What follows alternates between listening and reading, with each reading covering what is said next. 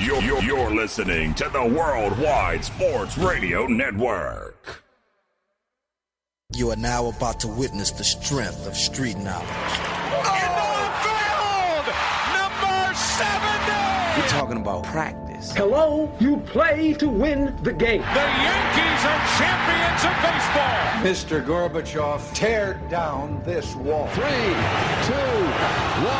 happy 2000! No time on the clock, and the Patriots have won Super Bowl 36. Jordan open! Chicago with the lead! Worldwide Sports Radio Network presents Below the Mic. And we are back, ladies and gentlemen. This is Below the Mic, and as you know, I'm your host, Daryl Marks, and my co-host and producer, Mr. Speedy Petey. It seems like Speedy is on every single show, but we're going to be working on that very, very soon. Remember, our number is 631-300-4477. Remember, you can go to our website at WorldwideSportsRadio.com. You can follow us on all our social medias from Periscope, Twitter, Instagram, Facebook, Snapchat, Radio.com, TuneIn Radio, iHeartRadio. We're all over every single platform worldwide. I'd like to give a shout out to all the fans that listen to us every single day from morning, noon, and night. Mr. Speedy Petey, what's going on, my friend? All over the place today. Left my phone at my grandparents' house. So. Well, that's not good. Yeah, you see how that's going? Nobody's getting a hold of you, Speedy. I mean, Speedy, you are a very popular person. You're not a ladies' man, but you might be a man's man. I knew that already. Oh, God. Really? You might be a man's man. You're going to go there? Yes, you might be a man's man. I think you drive people to you, Speedy. So I think you have your own personality, and I think it drives me to do a show with you every single day or every single week. So Speedy seems to be a very popular person because he's on every single show, it seems like. It's a nightmare. If he's not producing one show, he's co-hosting another one. I'm getting kind of sick and tired of looking at your face, Speedy. I don't know. All right. I'll do the next show. Maybe you should put that crazy stupid hat that you have over there on. What do you think about it? Yes, it is, but your it's a favorite hat. Well, it's not my favorite hat. I wouldn't be caught dead wearing it. Hat. I wouldn't be caught dead wearing that hat. Just so you know. That's just me. I don't know. But anyways, we have a lot of sports to talk about today. We're going to go over our thoughts over the weekend, in the weekend after the wild card games, and now with the divisional championships. We'll get into all the different games. There's a lot of great games on this weekend for football. We're going to get into some baseball talk a little bit later in the show if we have time. And we're going to get into some basketball talk a little later in the show if we have time. But first things first, today and this week in sports. Matthew Stafford. There is conversations that the New England Patriots are conversating with the Lions and possibly making a trade for Matthew Stafford. What does this mean? Well, it could mean the end of Tom Brady and Tom Brady and Bill Belichick's reign as a six-time Super Bowl champion. That is a huge story right now. If that happens, I'll lock Brady to the Lions. There you go. They might as well swap with each other. Joe Judge, Giants will punch you in the nose for 60 minutes. Joe Judge speaks after getting the Giants job, and he said that the Giants are going to be 60-minute wonders. They're going to go after teams and ground and pound. That's the way they're going to play. So that's going to be very, very interesting. Redskins Trent Williams sued after his pit bull brutally killed a neighbor's dog. You know, all these NFL players, we all know about the Michael Vick situation. This wasn't a dog fight, but if you have a dangerous dog, you have to contain him into your house. Why are you letting this dog out? Why are you letting him outside if you know he's a dangerous dog? It makes absolutely no sense. So that's a story and a half. NBA. Cavs Jim Boeheim delivers an emotional apology, expected to remain the head coach. Obviously, everybody knows what happened. The score with the Cleveland head coach, with Jim Boeheim, delivered an emotional apology to all players prior to Thursday's shoot-around. League sources, ESPN, Adrian Wojnarowski, the Cavs plan to retain Boeheim, and general manager Kobe Altman, and they all met individually with the owner of the organization. Interesting, coming from what used to be a college coach just a year ago. Mm-hmm. Stephen Curry has excellent chance to return in March. So this is good news for the Knicks because right now the Golden State Warriors are one of the worst teams in the NBA. with Steph Curry coming back, they're going to win a couple of games, and they're going to bring them over the Knicks, so the Knicks might have a better chance of getting a top draft pick. We will see. Kyrie Irving. No, in the NBA, they'll still try to rig it anyway. Yeah. Nets, Kyrie Irving has hopes to set return within the week, which is good news because he's been out since 1970. So hopefully Kyrie Irving comes back because the Nets need him, especially where they're at and where they are not at since last year. Is he still having mood swings in 1970? I have no idea. And baseball news. Corey Seager drawing trade interest from the Reds. Corey Seager, who's of the LA Dodgers, shortstop. I mean, he can't stay on the field, but when he is on the field, he's one of the best shortstops in the league. That is today in sports, ladies and gentlemen, with Errol Marks and Speedy Petey. So, Speedy, before we get into the great sports talk we're going to get into today, how was your week so far with all the shows you've been working on? It's been busy. I've definitely had a lot. Probably 3 shows, I think Tuesday, 2 Monday, and 2 yesterday. So it's definitely been busy. But it's always good, fun talking playoff football and these crazy coaching hires that have happened pretty early. That's happened pretty early this year. I don't know about fun, Speedy. I don't like talking about coaches right now in the regular season right now during the playoffs. And why? It shouldn't be that way, but it is. It really ruins the advancement of what the NFL and the playoff is all about because you're worried about your team getting the right guy to run your organization for next year. And I think this is what we're going to get into. But before we get into it, we're going to go to a quick break. As you guys know, you can call us at 631-300-4477. And I just want to let everybody know that when we come back, we're going to get into the coaches and the coaching acquisitions from all the teams, from the Giants, from the Carolina Panthers, from the Dallas Cowboys, and throughout the league, and some of the vacancies that are still open. We're going to get into that when we come back here at the Worldwide Sports Radio Network, here on Below the Mic. We'll be back after this. You're listening to the Worldwide Sports Radio Network.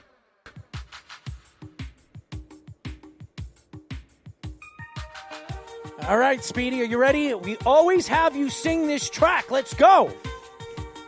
Always. 5, 6, 5, 6, 7, 8. Welcome to your life. Get it, Speedy. Come on. There's no turning back. Come on, a little bit more enthusiasm. Even while we sing. Oh, my God. You're terrible. Come on. You will find you acting on your best behavior. Turn your back on Mother Nature. Everybody wants to rule the world. 631-300-4477. This is Below the Mic. We are on every single Thursday from 6 p.m. to 8 p.m. at night. I'm here with Speedy Petey, my producer, the pain in the butt, a guy that has nothing to say but all to say here at the Worldwide Sports Radio Network. And then when we get him talking, he doesn't shut up. But we're here with Speedy Petey. As you know, I'm your host, Errol Marks. This is Below the Mic. And we're going to get into the football talk now. And I really want to get into this whole situation with the coaches and the maneuvering of right now in the NFL. And I want to get into the New York Giants right now because I wrote a story on our blogs over the week about a giant bust. That's the headliner of my story. It's called A Giant Bust.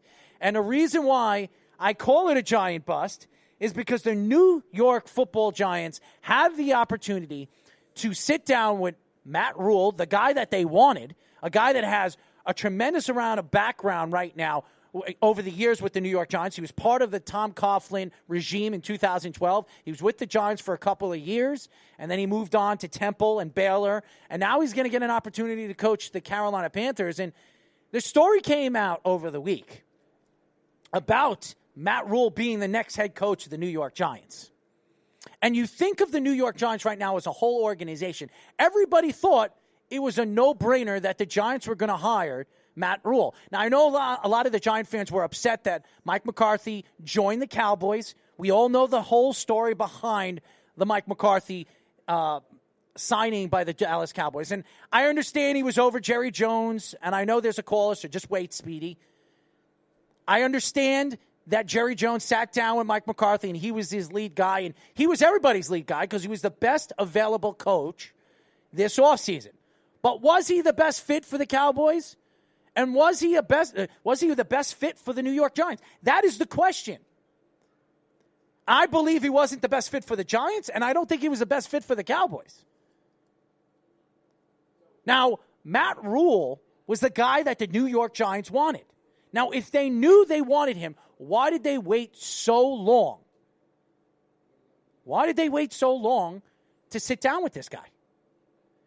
The Carolina Panthers flew on their private jet to Matt Rule's home to meet up with him and his family and sit down and negotiate a contract that he could not give up or pass up by the Carolina Panthers.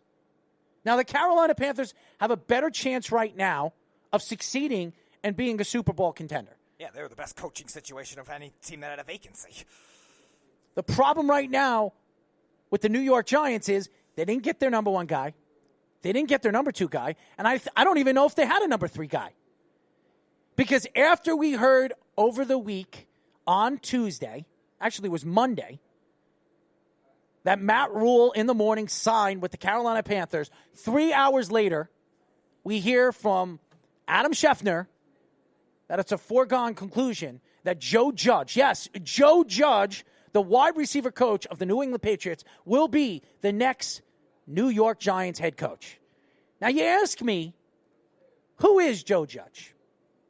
What is Joe Judge as a head coach? And I don't want to hear about Saban and Belichick vouching for him.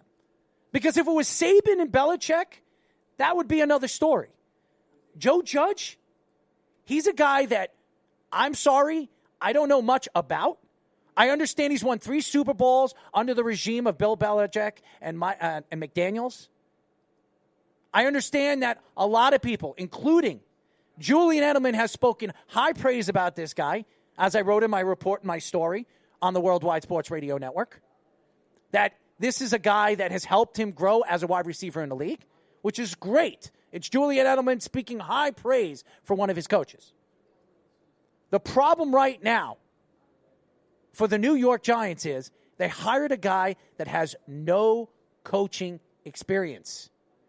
They hired Pat Shurmur. He had how many years as a head coach? 2, I think. 2 years before he took over for the New York Giants. And he coached the Browns. You hired Ben McAdoo, who's had no coaching experience whatsoever. He was a quarterback coach and then an offensive coordinator for the New York Giants. And now you bring in a guy that has been under great coaches. No question, he's been under Nick Saban. He's been under Bill Belichick. But what experience could you possibly bring to the table when you're taking over a team that hasn't won since, I don't even remember the last time they won. 4 years ago, they made it to the playoffs. They were 11-5, and they got knocked off by the Green Bay Packers when they were the favorites going into the game. Right now, where the Giants are sitting, it's not a good situation. And I don't care what Joe Judge says. We're not going to be slacking. We're going to punch you in the mouth. Every coach is going to say that. Adam Gase said it with his floppy little eyes.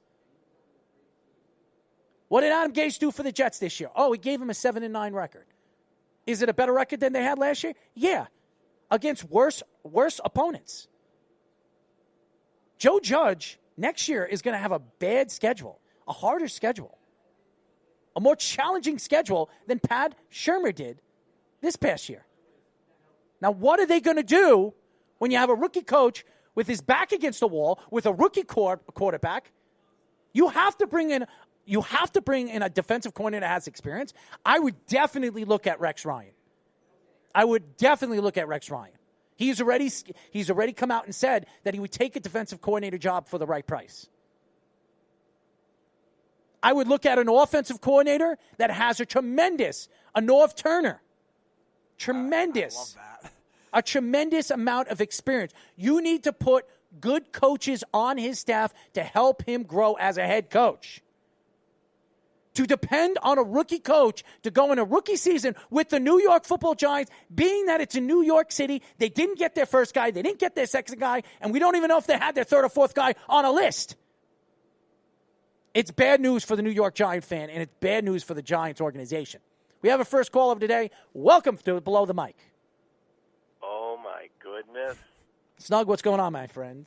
I just wanted to call and, first of all, wish you a happy new year. Yes, I got to send your shirt out. I have a shirt for you. I have to send it out. I've been very, very busy. There's a lot of stuff going on, so I want to apologize. I must have missed you wearing my shirt on the air. I will wear your shirt. You know who likes to wear your shirt on the air? My girlfriend. My girlfriend likes to wear your shirt to bed. I would love to have your girlfriend come on the air and be able to chat with her as well. Well, she loves the shirt. She loves the other shirt, too, with the cat riding the unicorn with the rainbow.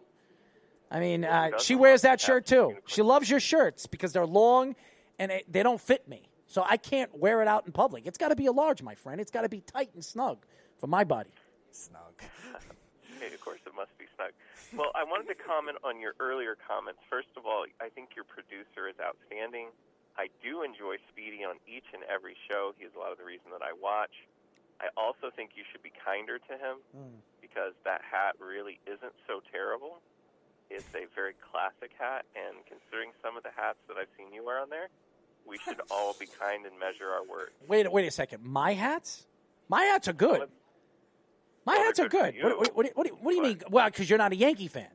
That's why. No, because they're like neon colors and crazy. Oh, it matches with my clothes. What are you complaining about the way I dress? I said something about his hat. It's an ugly hat. It's an ugly hat. We all have our tastes, and there's no accounting for them. So well, you should be kind to a hat that is fabulously functional and, quite honestly, a very classic look. That well, has thank been you. around for a while. Thank you for your opinion and like your information. That. Fabulously functional. It is, and you should note it as such. But I think you're also being a little harsh on the new Giants coach. I think you should be a little kinder to him because, remember, we all got our start somewhere. So somebody gave you your first shot on the air. Somebody's got to give him his first shot to be a head coach. And he does have a lineage of internships and understudy and those sort of things. Well, I mean, if you're going to learn under coaches, who better than Belichick and Saban? Yes, I mean, that's exactly why the Belichick coaches? coaching tree has been very successful. Not. I mean, so I think that if he's coming into an ideal situation for a rookie coach with a very young quarterback and an excellent running back, and no real expectations to him. Nobody's expecting him to win the Super Bowl next year. Nobody's expecting him to be the second coming of. I think that the New York faithful will be a little more patient with him, at least a year or two. Here's to get his feet under. Here's the problem with the New York Giants. The Giants and the fans are getting restless. This is an organization that has been built around winning, and this organization hasn't won. They've made the playoffs one time in the last 7 years. That's not good news for the Giant fan. And this is another year, another lost year, because you're bringing in a rookie coach that's going to have to learn on the fly. Unless you're bringing in an offensive coordinator or a defensive coordinator has a tremendous amount of experience. You hear Wade Phillips is he's leaving the Rams. Why not go after Wade Phillips? You need to bring in a very popular defensive coordinator and a very popular offensive coordinator if you expect this kid to succeed in his first, second, or even third year. The problem is the Giants don't have any time to waste. They have a lot of money to spend. Gettleman is a very cocky man. This is an egotistical guy that wanted Matt Rule, but he didn't go in the proper precaution situations to go after the guy. He didn't go over. It's like, for instance, you pick through different doors, and they say, go through door number 1, you'll get this. Go through door number 2, you'll get that. Go through door number 3, you'll get that. The problem is they went through all 3 doors and they didn't get the guy that they wanted. They got How many NFL head coaching gigs has Matt Rule had? I don't remember him having any. Here's the problem. He's been highly profiled since last year when the Jets wanted to hire him, but they wanted to hire their own coaching staff. And he didn't want that. He wanted his own coaching staff. And he wanted somewhat control, and the Jets didn't want to give it to him. So he decided to stay with Baylor. Now, this year, the Giants, a team that he grew up as a head coach, as a coach, part of the Tom Coughlin, really the tree of Tom Coughlin, and Tom Coughlin's tree has been very successful. Look at the coaches that came from Tom Coughlin's tree. Well, not very good. More successful than Belichick. Yeah, good. More successful from Belichick.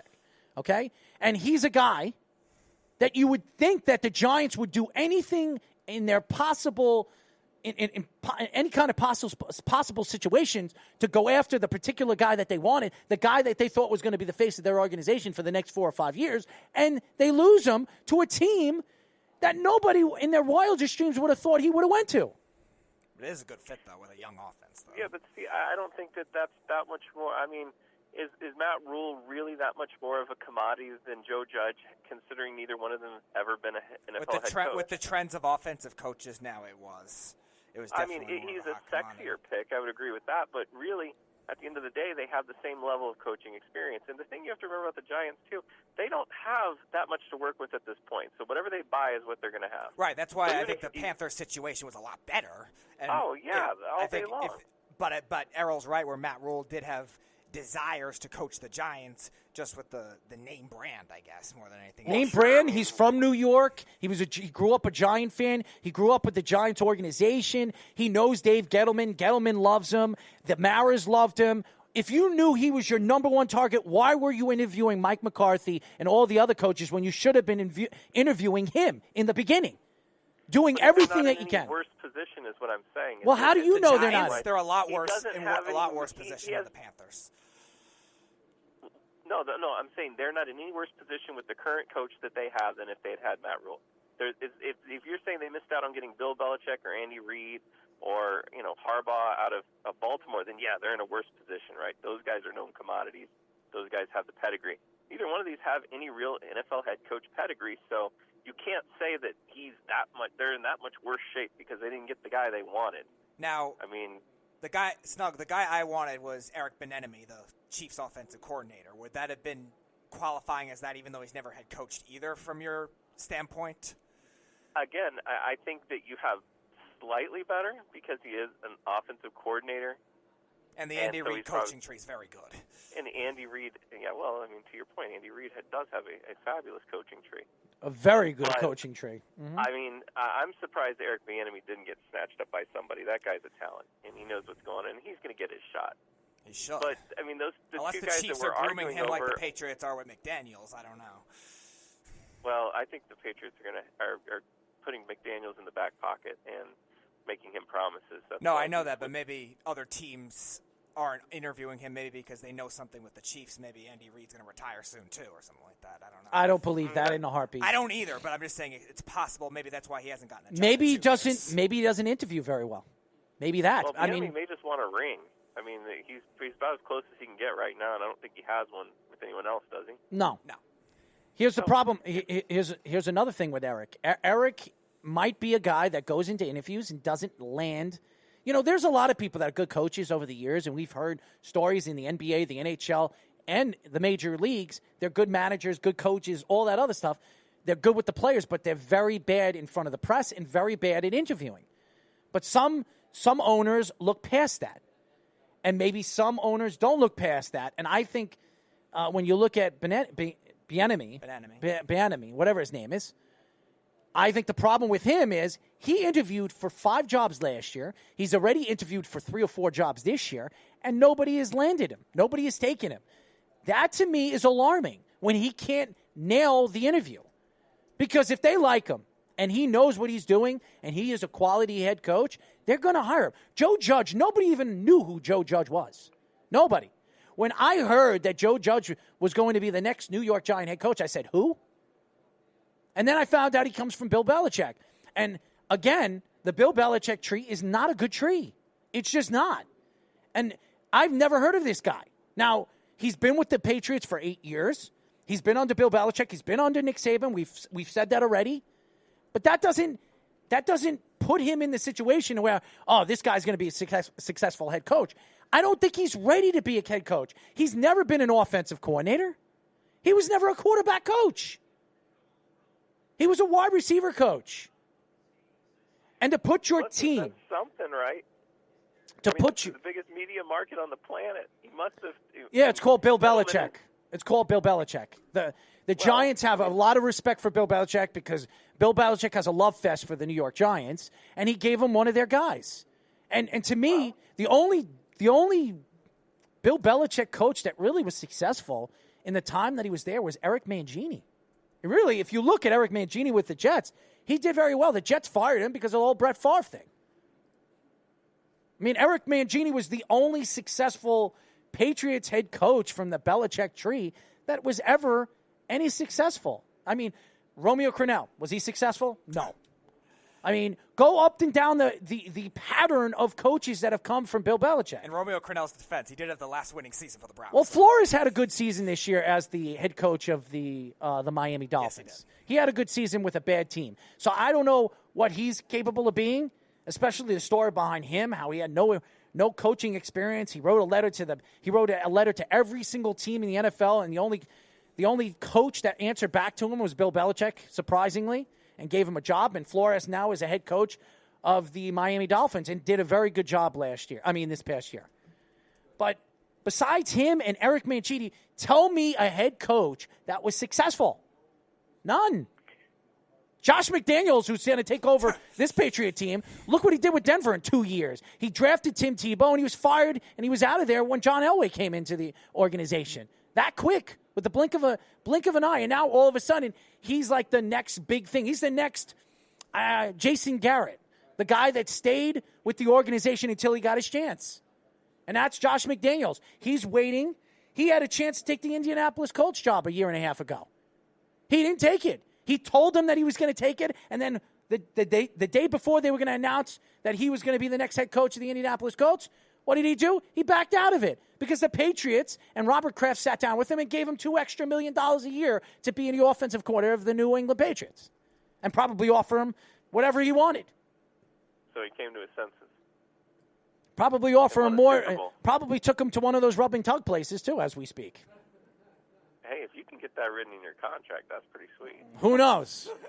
With Robert Kraft, you just don't know anymore. So, is there any chance that you guys will ever be giving away prizes on the air, like caller 10 gets a rub and tug at Joe's Massage Parlor in Long Island? Well, maybe I'll do it for you. That's about it. But I don't know anymore. I don't want the rub and tug from you, bro. I'm good. I'm good on that. I appreciate the offer, but I'm going to pass. I didn't say I was going to rub and tug you, my friends. You said I'll do it for you, and I no, said, thank you.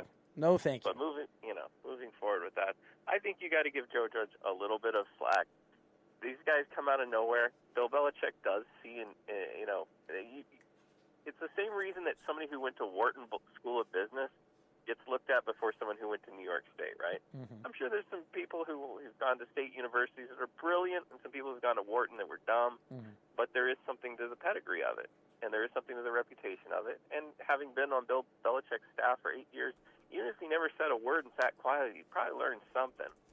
So I would say it's reasonable to at least give him a shot and see what happens. Mm-hmm. Again, they've got a lot of money to spend. They're going to have draft picks. They're going to get some decent quality players. And if in a year or two it doesn't pan out, they can revisit this coaching landscape. Maybe Jason Garrett will be available. Hold on one second.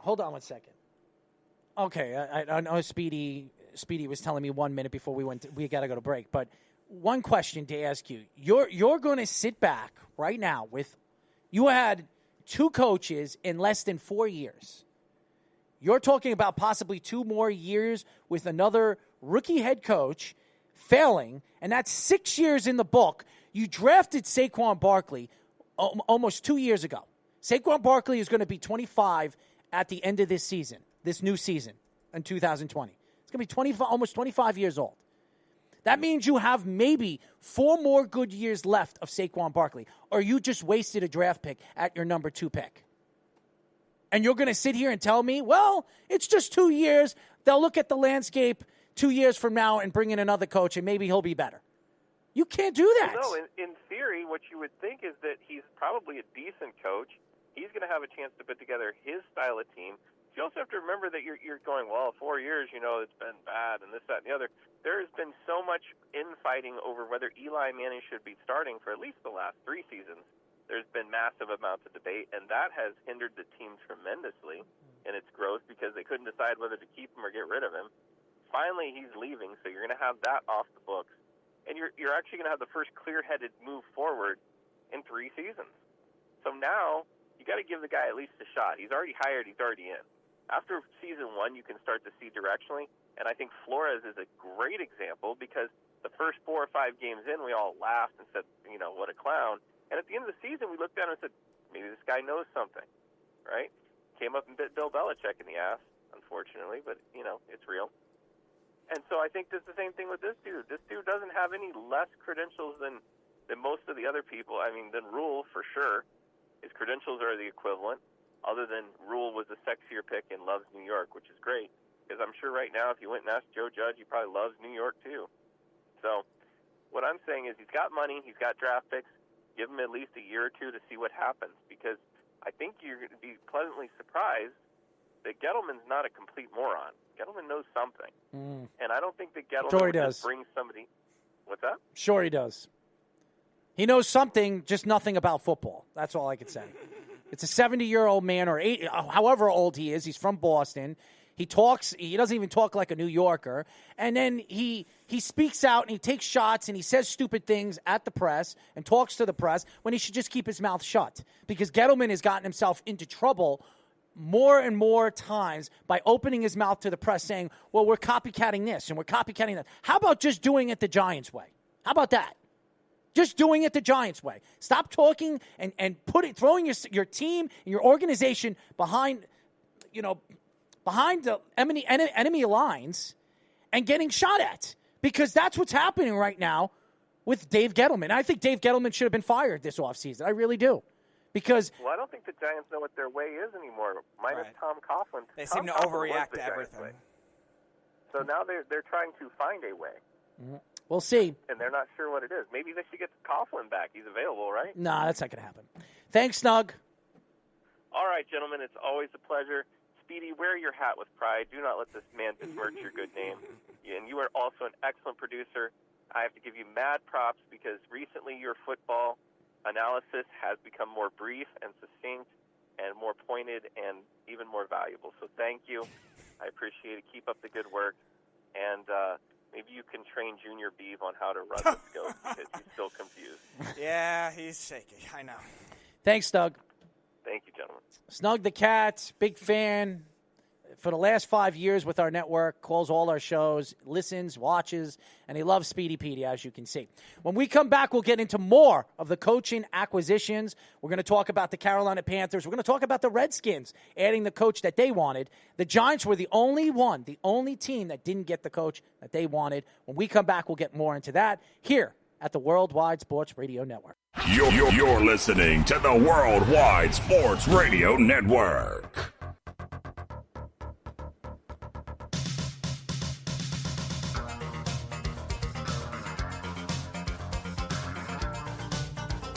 Six 631-300-4477 is the number to call here.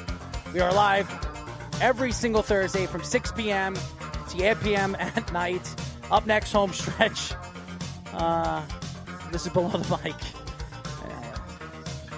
People are weird, man. That's all I'm going to say. I'm not going to really get into it. But as you guys know, we're in right now, and we're talking about the coaching dilemmas right now in the NFL and how I think the coaching dilemma is affecting right now what's going on in the playoffs, which we will get into next half of the show. But I want to get into this whole Redskin thing with Speedy. I know Ron Rivera was the guy that they've been gunning for. That's why pretty much as soon as he got fired, within 2 weeks, he was brought in by the Redskins as the new head coach of the Washington Redskins. We were all waiting for them to screw up, and they didn't. And I think they picked the right guy. I mean, this team right now is rebuilding. They have a young coach. I mean, now they have no more a young coach, a guy that has no coaching experience. Over the years, they've been bringing in coaches that have no football experience. And I know Gruden was there, and his brother, we all know who John Gruden is, and Jay Gruden is not a bad offensive coordinator, but he's not a successful head coach, and we saw that over the last couple of years. He ruined that team. He pretty much ran Kirk Cousins out of town, who now is the quarterback of the Vikings, and right now 2 games away from being in the Super Bowl. So you see where they're at. Ron Rivera is a guy that built the Carolina Panthers all those years, built Cam Newton, built that defensive line, built that defense, and that was one of the top defenses in the league for many, many years. The problem right now with the Washington Redskins, and you look at the NFC East, now you're looking at all the transition, all the different coaches that are coming in now, the new coaches, Ron Rivera with the Washington Redskins, Joe Judge with the New York Giants. and you look, and the Cowboys, obviously, Mike McCarthy. You look at this division, which is one of the weakest divisions in football. It's been that way for a while.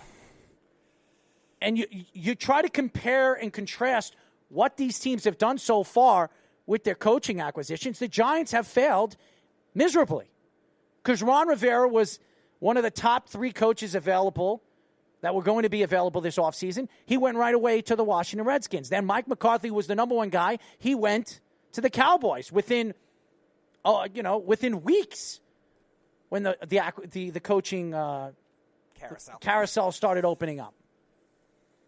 The problem is right now when you look at the New York Giants and you try to compare them to both these teams, I'm sorry, as good as Danny Dimes has been at the little bits and pieces that we've seen, and yes, he's fumbled the ball 17, 18 times, but he threw 23, 24 touchdowns, and the kid has showed promise.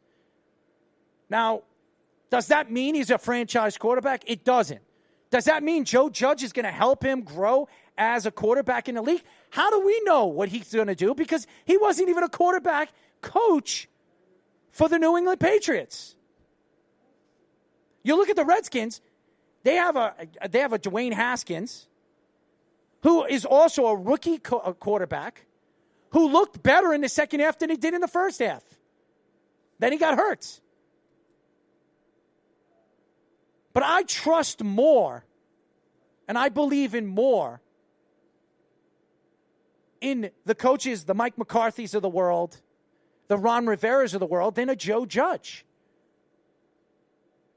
And I'm sorry, when I compare and contrast all these teams and all these organizations, and they're all poorly run. Jerry Jones, how many times has he won in the last century? We know he hasn't won in the last couple of decades. The Redskins, when was the last time they won? Even longer than the Cowboys. And the Giants, obviously they won. The last time they won was 2011. But they've been in the playoffs one time in 7 years. Right. They're a joke of a franchise, and so are all 3 of those teams. But the most popular out of all those coaches was Mike McCarthy, and he went to the most popular team. The team that has the best chance of winning out of all 3 of those teams. That's not saying much. Now, there's other openings right now for coaches that we haven't spoken about.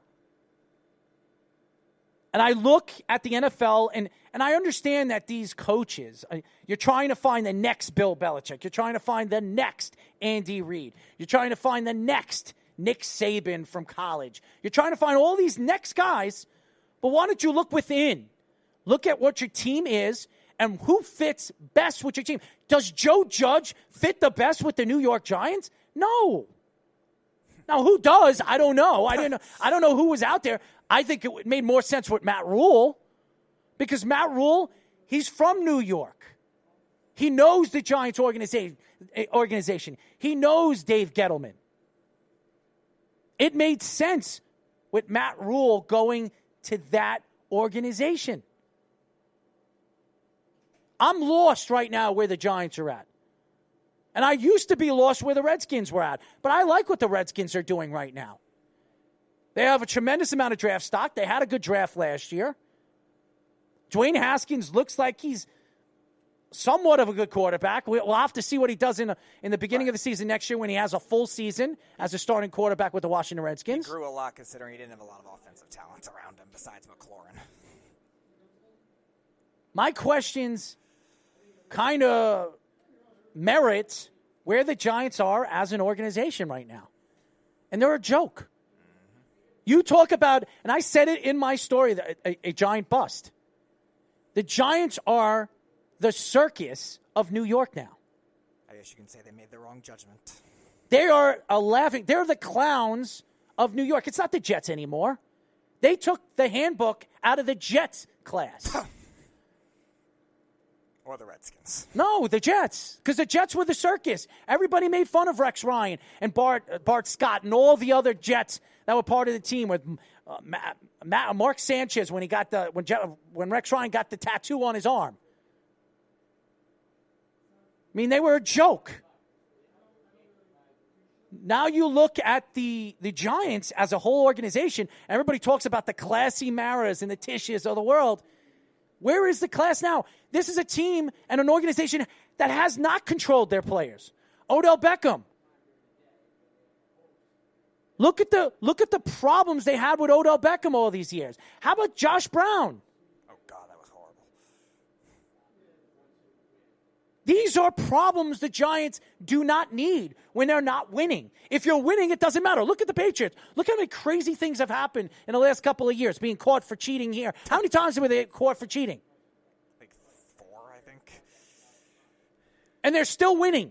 They're still a winning organization. It fuels them. Why can't the Giants figure that out? I don't know what's going on with the Maras, and I don't know. And I heard Steve Tisch saying that he's going to be a big part of this coaching search. A big part of this coaching search? Are you kidding me? We have our second call of the day. Welcome to Below the Mic. Who are we speaking to? Robbie Anderson. Why are you so hard on the Giants, man? Why am I so hard on the Giants? Why are you so hard on the Giants, man? And you're calling them a joke right now. Okay, they've been a joke recently, but in the last 20 years, who's more of a joke, the Jets or the Giants? Well, hold on. No, it has nothing. Why do you call this show? Why do you call this show and talk about bitterness? I don't. I talk bad about my Jets all the time. No, because you got something to say. Because how about this? Struggle about this. Your Patriots got knocked off by the Tennessee Titans in Foxborough. You should be pissed off about that. You should also be pissed off that they're talking about moving on from Tom Brady because they want to bring in Matthew Stafford. You hearing the stories now? Not pissed off. Not pissed off at all. How can you be mad when we've been on such a ridiculous run that we've been on? It's bound to end at some point, right? So, no, not mad. I'm not a baby that's going to throw a fit. Oh, my God, we lost. No, we've had a great run. If we lose in the playoffs, oh, well. So you're going to sit here as a Patriot fan and talk about and taking shots at the Jets, who I don't even bring up. The Jets I could care less about. I'm not even worried. I brought up the Jets. Yeah, I brought them up that they were a circus, and now the Giants are more of a circus than they are. That's about it. Which isn't true. No, that is true. The Jets were 7-9 this year, okay?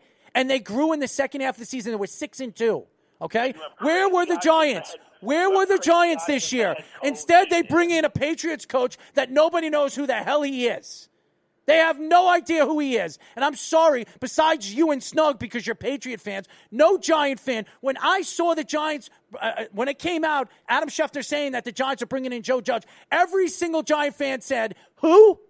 Who? That was a headline in the Daily Post. Who? Right. No, I totally get that. But that's the way things work in the NFL, right? When you see an organization that has success, people go to that organization and try to poach from it. It happened with the Jerry Johnson Cowboys, and his coordinators were going places. It happened with the George Seifert 49ers, and his coordinators started going places. The Holmgrens and those kind of guys. Successful franchises have their franchises rated for their assistants all the time. That's what happens. So we're going to sit back, and we're going to listen to Jeff like we always do. And listen, Jeff, I have no problems you calling the show, but it's so funny when I sit back and I listen to your Danny Dimes and you talk about your Patriots and you talk about the beef and hashtag ban the beef or Robbie Anderson radio. Hashtag New Year No Beef. Oh, whatever. You like taking shots of every single person on this show except the guys that you like. And the guys that you like are the guys that you remind me. Speedy, I take shots at you? Not lately, which is surprising. See, Speedy, what's up? Homeboy. See, I don't take shots at everyone. Yeah, well, here's the problem. Here's the problem with you, Jeff. You look at the blind side of things. That's the problem with you. And I'm going to tell you right now, I don't believe Joe Judge will be there more than 2 years with the New York Giants. And what are you going to do then? You just drafted Saquon Barkley, okay? You drafted Saquon Barkley 2 years ago. That's 2 years of wasted time for Saquon Barkley. A running back's lifespan is 6 to 7 years at best for top running backs. So let's say we give him 7 years. How many years you have left? 5? And if you have Joe Judge there for 2 more years, that's 2 years off that lifespan. So you have 3 years left with Saquon Barkley. That was a wasted draft pick. As good as Saquon Barkley is, you're never going to win with him. Right, but the Giants had an opportunity to get Matt Rule. He called them and said, "Here's my offer from Carolina. Can you beat it?" And they said no. So is that what you believe? Because I don't believe that. That's what Matty Caps was saying. No, Matty Caps is out of his mind because that's not what I heard. This is what I heard.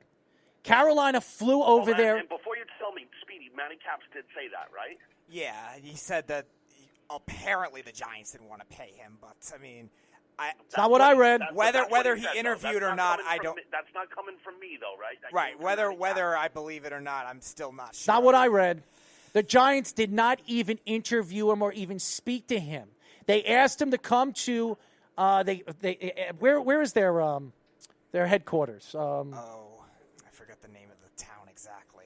Whatever, Floral Park, wherever that's the Jets. Wherever their headquarters. So they asked Matt Rule to come down after he would interview with the Carolina Panthers. The Carolina Panthers flew over there on their private jet early in the morning on Monday morning. They sat down with him and his family for an hour. They offered him an offer that he couldn't refuse. And he signed the contract right there. He didn't call the Giants. He didn't talk to the Giants. Hey guys, the Carolina Panthers are sitting here right at the table with me. If you can match it with them, I'll go with you guys. Are you kidding me? He signed before they got back on the plane. He signed that contract. He didn't talk to the Giants. I'm just telling you that's what the rumor is. Well, here's a rumor. What a crock of you-know-what. I understand. Maybe half of the Giants' problem is they share a building with the Jets. Maybe some of that bad juju is running off. Maybe not. Maybe right now the Giants are just not in the right state of mind. They're not in the right place as an organization. Maybe the Giants are just blindsided on where they're going as a team and as an organization.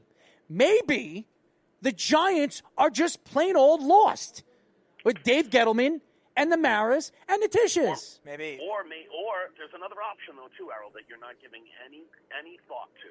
Any thought whatsoever. What if it does work out? If it works out, if somehow Joe Judge works out for the New York Football Giants, I will take back anything bad I have said over the last 10 years. You should have to give Snug that rub and tug. 10 years of Tom Brady. Okay? You should have to give Snug that rub and tug. I'm not doing that. I'm not doing that. Thank you, but Snug no said thank he you. already would pass on that anyway. Thank you, but no thank you. I got a feeling if you put that dress on that you had Speedy in, Snug might take it. Yeah, well, why don't we ask Robert Kraft, because he likes going to those places. Okay, doesn't bother me. An old man whose wife passed away that's still looking to drop a nut. What's up, man? Here's $50. You're an idiot. You're an idiot. But the Sometimes Giants you got to give old people who are grieving a pass on something. So far, the Giants are, if you were to grade their offseason, it's an F. It's an F. It's an F. Because you wanted your guy, you had a chance to get your guy, and you didn't get your guy. Because you were too foolish to go over there and fly over to him and sit down with him and his family like the Carolina Panthers did. That's why you lost them. It feels like the Jets search last year, right? They tried to get some people, and they hadn't settled for Adam Gase. Well, first of all, Matt Rule wanted that job with the Jets. The Jets just didn't want him to pick his coaching staff. They wanted their own coaching staff. They wanted Greg Williams there. But think about the handcuff that is, right?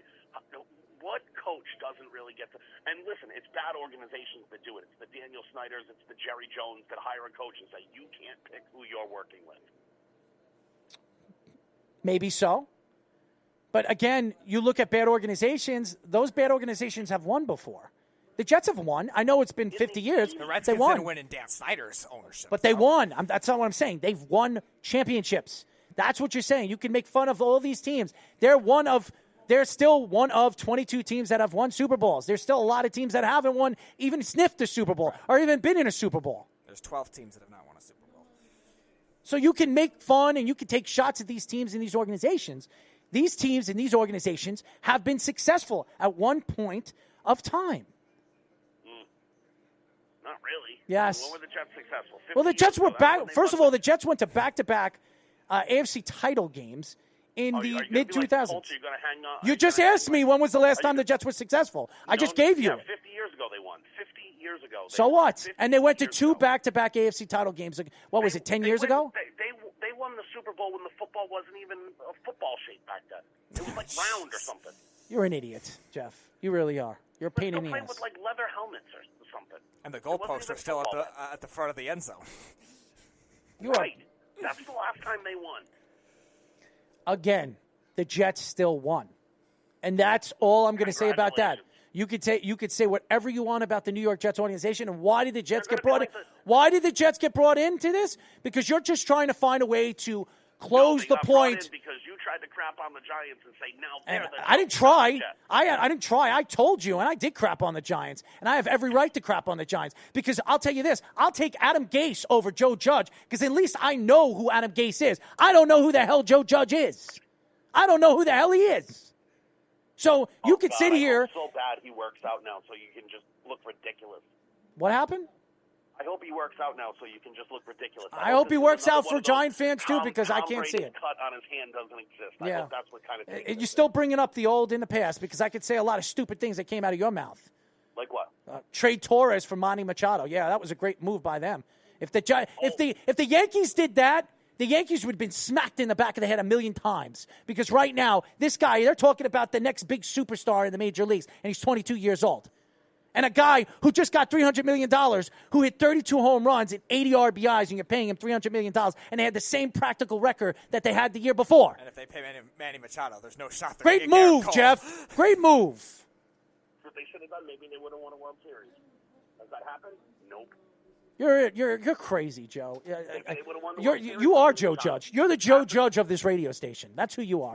A no name.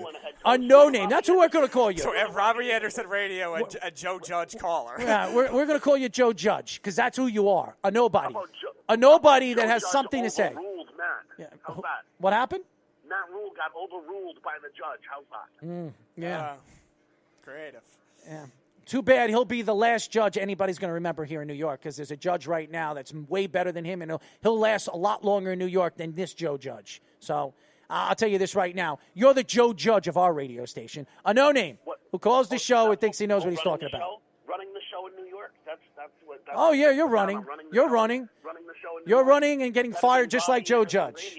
It's got to be better than Robbie. You're running and getting fired just like Joe Judge because I don't even see Joe Judge... He just got hired, and he's going to get fired just as fast as he got hired because he's not going to last. Now the real question, who will be out of New York first, Robbie Anderson or Joe Judge? Robbie Anderson. Oh, Robbie Anderson. Robbie Anderson's gone this year. He's gone. Robbie Anderson. The Jets aren't bringing him back. Errol summed him up perfect. He stinks, and I have no idea why he has a job. Just like Errol's radio career. He stinks, and I have no idea how he has a job. Thank you, Jeff, for calling the show. Robbie Anderson radio, everybody. Thank you. Go Joe Judge. I can't wait for the Giants to just be good. Good. And I can't wait until you're wrong like everything else. Thank you very much. That is the pain in the butt, Jeff from Tampa, who should sink to the bottom of the ocean because he is the Joe Judge of our radio station. The no-name. The guy that we don't know of, and we could just say, who? Who? Every time he calls up now, I'm going to be like, who? Who? Who? Because that's who he is. Who that nation? I'm going to call you, who Judge? Who Judge? Bringing the Saints into this now? I'm bringing him because he's an idiot. Absolute idiot.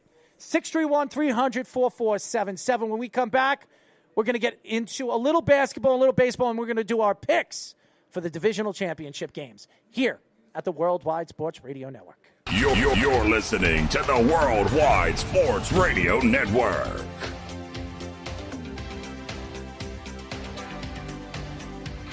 Bringing back the 80s with Speedy Petey here at Below the Mic.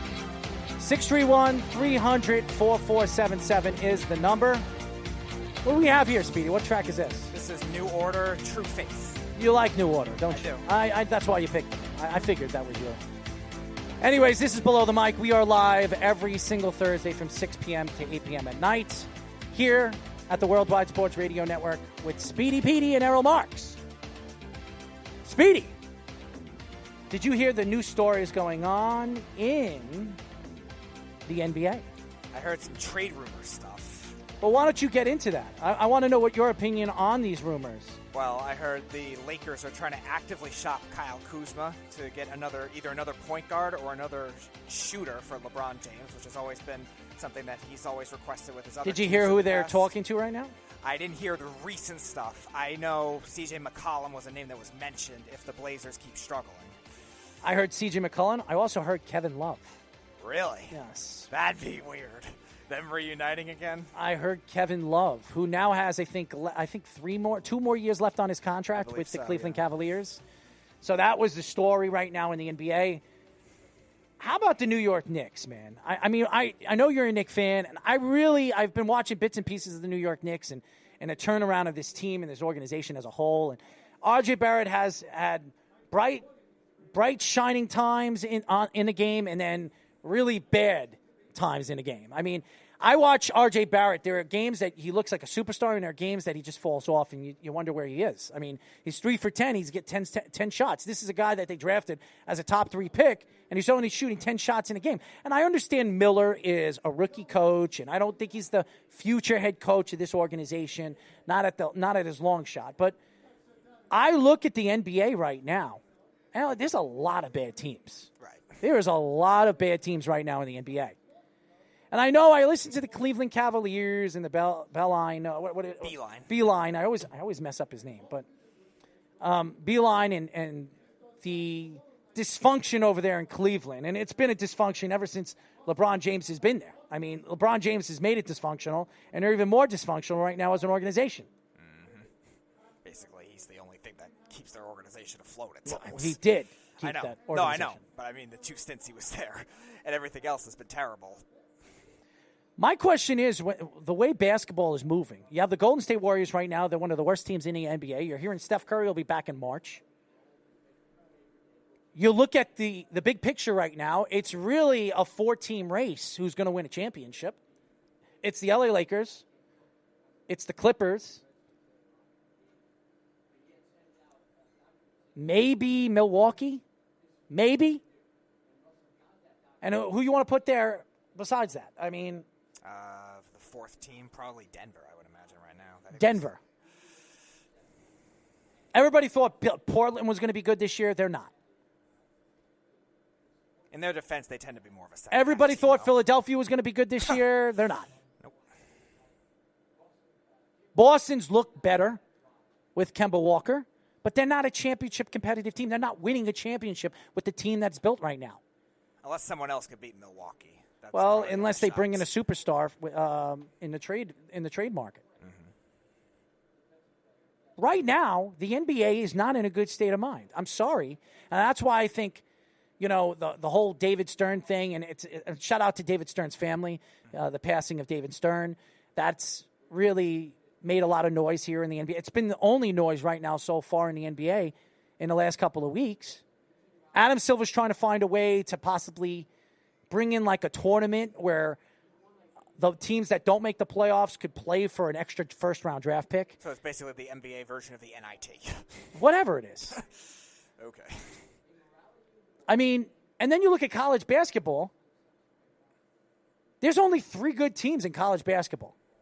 Right, but that's actually a better thing for college basketball. Well, I don't know about that. You're watching bad basketball. Well, it's not necessarily bad basketball. It's just a lot of other stronger, I guess, teams we don't know about kind of thing. And a lot of number 1 teams falling and the upsets. I think that's something that fuels college basketball, where it doesn't really as much for the NBA, because the NBA is all about stars.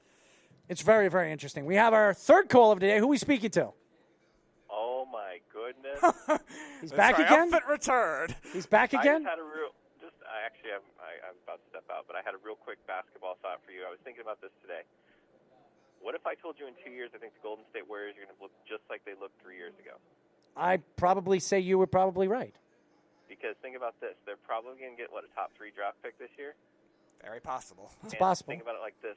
Giannis is just about to run out of contract, and I think Giannis is not going to Golden State. He's not leaving. I'm not saying he is or isn't. I'm just saying, sort of like Kevin Durant wants a ring. You've got 2 really, really good shooters out there, and whoever they pick with the top 3 pick in a relatively short amount of time.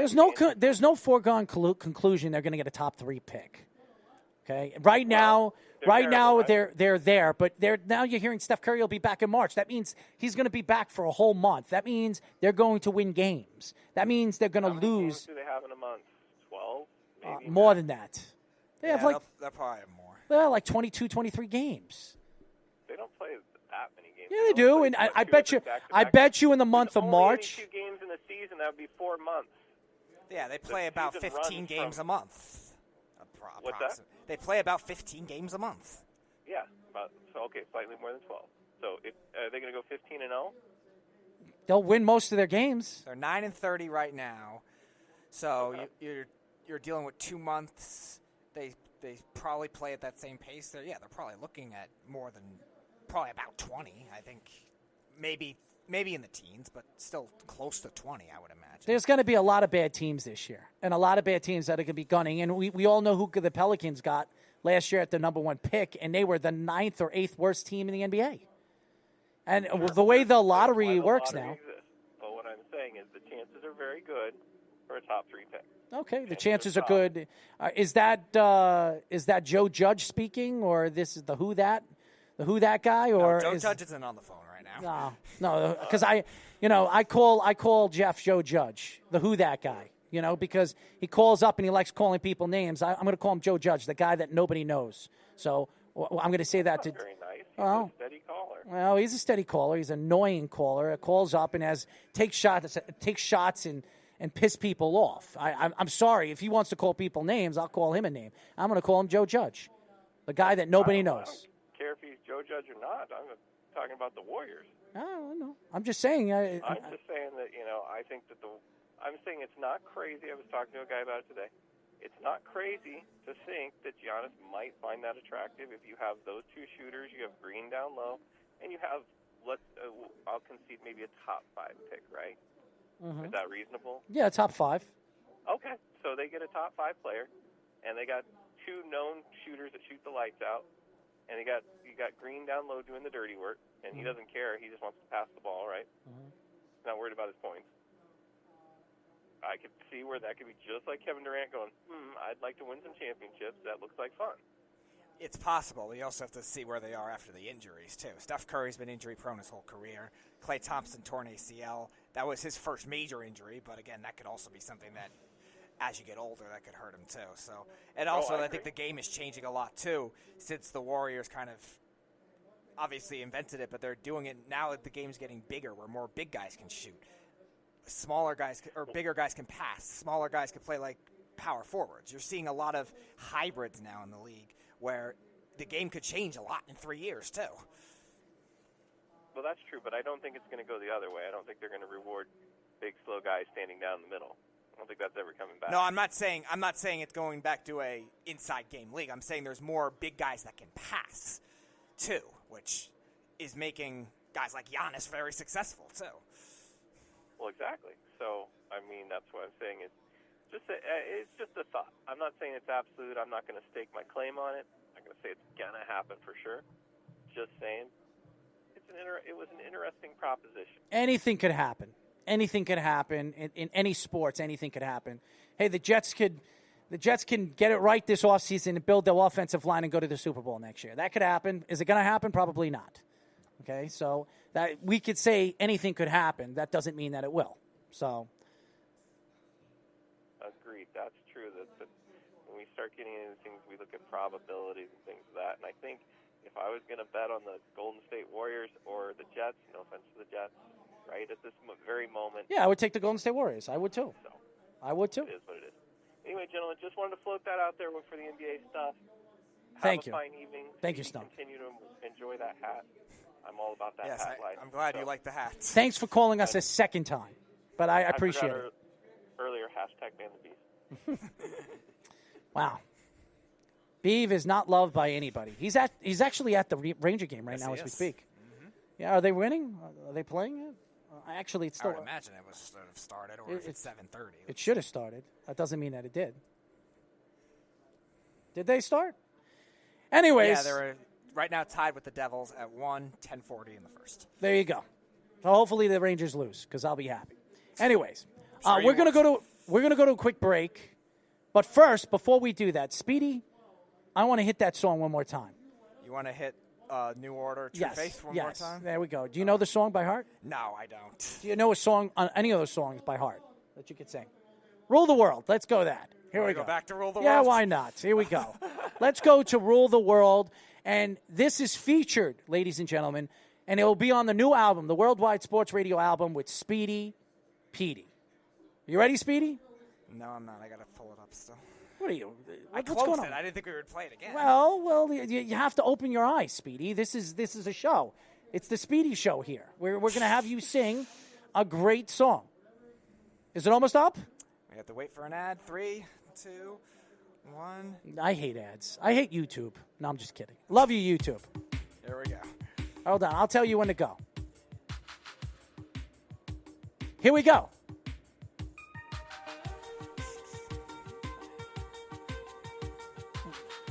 You guys listening? Here we go. Welcome to your life. There's no turning back. Sing it, Speedy. Let's go. Even while we see. Keep singing. You will find us acting on your best behavior. Turn your back on Mother Nature. Everybody wants to rule the world. He is not a singer, ladies and gentlemen, but he will be a hit. It will be a hit on our soundtrack. Stay tuned for that. That'll be out sometime next year. Or never. Because if Speedy has to sing on that album, I'm not buying it. So I don't think anybody will buy that album.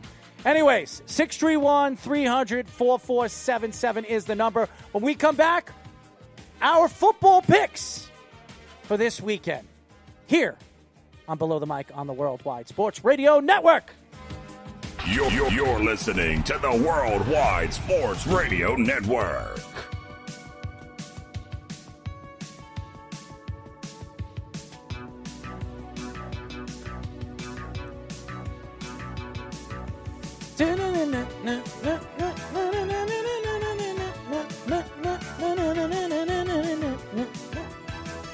I used to know this whole song by heart. Nice. I did. I can't sing it anymore. I'm lost.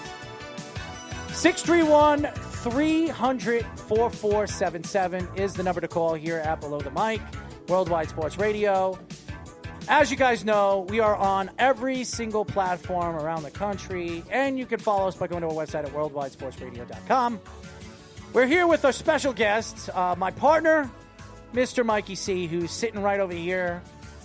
I don't know what the hell he's doing here, but he's wearing his coat. It looks like he's going to a business meeting, or he's going to meet Speedy's mom. Wow. Or maybe he's just meeting Jeff. How's that? You mean Joe Judge? Joe Judge. The Who Dat. We're going to say Who Dat. Every time he calls the show, I'm going to be a Who Dat. Because that's who it is. Don't bring the Who Dat Nation, it is Jeff from Tampa. Because every time I think of Jeff now, I'm going to say Who Dat. Because he likes to talk about Robbie Anderson. He likes to talk about the Beeve. He likes to talk about everybody else. But the true Joe Judge is Jeff from Tampa. So he is Joe Judge, the person that nobody knows or nobody gives a crap about. Anyways, Mikey, what's going on, man? Same old, man. How's everything? I'm tired. I'm here. And I'm talking to Speedy Petey. And Speedy's been singing a junction worth of crap, right? That's a song. I never heard of that song. Well, I don't know. If that's an actual title. If we're going to make a soundtrack, I would definitely not put you on the soundtrack, Speedy. Okay. I wouldn't put myself on the soundtrack. I'd put Mark on the soundtrack because, Mark sings a lot of Frank Sinatra. Yeah, that's what it looks like. Frank Sinatra, the lighter version of Frank Sinatra. What do you think? No? No. Nah. No, not even close. No. Hard pass. A hard pass. You're welcome. You do look like a younger version of Frank. Anyways. Unfortunately, there's no song called Junction Full of Crap, but Neil Young has a song called Piece of Crap. Well, fair. We'll write a song called Junction Full of Crap, and it'll be written about Jeff. You know what I'm going to do? I'm going to write a song about Jeff this weekend, and I'm going to put it together. I actually used to make music. I'll make a song. I'll make like a loop song, and I will sing it, and I will come on the show, and I will sing it, and it'll be like the... What has Jeff done to pretty much get this type What does he always do? He calls up, and he's annoying. That's what he does. He calls up and he takes shots at people. So we now have the rivalry of Joe Judge caller versus Robbie Anderson radio. I'd rather be Robbie Anderson than Joe Judge. I don't know. I think a lot of Giant fans are going to get to know him very, very well as a losing coach. So I don't think there's going to be any success from that move for the New York Giants. That's all I'm going to say about that. Speedy, are you ready? I am ready. All right, here we go. All right. We are doing our NFL picks. Speedy, all right. First game. First game. This will be 4 o'clock or 4:30 Saturday. The Minnesota Vikings taking on the San Francisco 49ers. You want to go first? You want Mike to go first? How do you want to do this? Mike, I'll let Mike. I'll take the Saints. All right, you got it. Well, there you go. There's your answer. You know, this is going to be a very, very interesting game. San Francisco, obviously the home team. They have the advantage. Their defense, they can get to the quarterback, something that has been an ailing problem for Minnesota at certain aspects of the game. And also, Kirk Cousins speaking and really showing the confidence is the leadership that Kirk Cousins has, I think bodes well going into this game, especially the game they had against the Saints and winning that big game against the Saints in New Orleans. But I think of the San Francisco 49ers, and you look at Jimmy Garoppolo, you look at George Kittle. If you take Kittle out of the game, their offense is limited. And that, to me, that scares me as a San Francisco fan because you can't depend on Emmanuel Sanders. You can't depend on some of the young wide receivers that they have. And their running game, as much as the running game has improved this year, I don't think they have enough when it comes to a playoff game to win in the trenches. But I like their coach. I like Kyle Shanahan. I like the way he coaches. I like that he's very extreme when it comes to his offensive style of game. And I love their defensive coordinator. And I love how they like getting to the to quarterback. But the problem is, I like the way Minnesota is going. I like what Minnesota is right now. I like their defense. Do you have any concern that Thielen might not play? Not at all. I have a confidence in Kirk Cousins. I think Kirk Cousins... You think he figured it out? I think he does. And I think he's figured it out. Well, the monkey's off his back. Yep. Finally winning a playoff game. I'm going to take... Or a game that matters. I'm going to take Minnesota in this game. I really am. I'm going to take Minnesota in this game because there's just something tells me that they believe in him now. And as much as Thielen has come out and said and he's taken shots at Kirk Cousins the last couple of years, including this year, the guy just plays and he's won. And the guy's statistics have been very, very good this year, especially in the second half of the season. So give me Minnesota in this game. I think it's going to be a close game. I'm going to pick this game to be close. Purple people eaters. 21-17, Minnesota. I'm taking Minnesota as well. You brought up something earlier, which is interesting. I like the matchup, not the matchups to completely take out Kittle because he's the best tight end in football. You can't just take him out. But Eric Kendricks has been one of the best performance linebackers in the league this year. You still got Harrison Smith. And the other thing, too, is you mentioned it with the receivers. Don't forget about that linebacker that didn't sign with the Jets, Barr. Yeah, he's improved in coverage, too. And also, you mentioned it, too. The receivers are not deep threats. That's the weakness of the Vikings defense. Xavier Rhodes has struggled with big plays. Trey Waynes has struggled with big plays. But the Niners don't go deep. And I think that'll end up making a difference. The one thing that could hurt the Vikings is if their offensive line does not play well, because the Niners do said that, too. The Niners do have that line, but their protection was pretty good against the Saints defensive line, which is very good, too. And that'll help as well.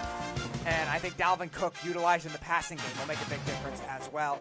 And that Vikings defense is still very talented. Dalvin Cook will not be a big option in this game. I'll tell you that right now. I think he will as a receiver, though. I think as a receiver, maybe. Yeah. Not as a running back. That's where I think they will get exposed. I think the Vikings will win this game. Pretty close game, 23-20. Go ahead, Speedy. All right. Saturday night, Tennessee Titans at the Baltimore Ravens. Mike? New England Patriots. Why did I ask? Mike likes the 3 seats. This is going to be a really fun game because you saw Minnesota, you saw Henry and what he can do, especially runs per, when he gets hit, he gets those extra yards, and that's the thing. I think when you look at the game, you look at the playoff games, you need a great defense and you need a great running game because you got to run out the clock and you got to keep the other quarterback off the field. I think Tennessee has that.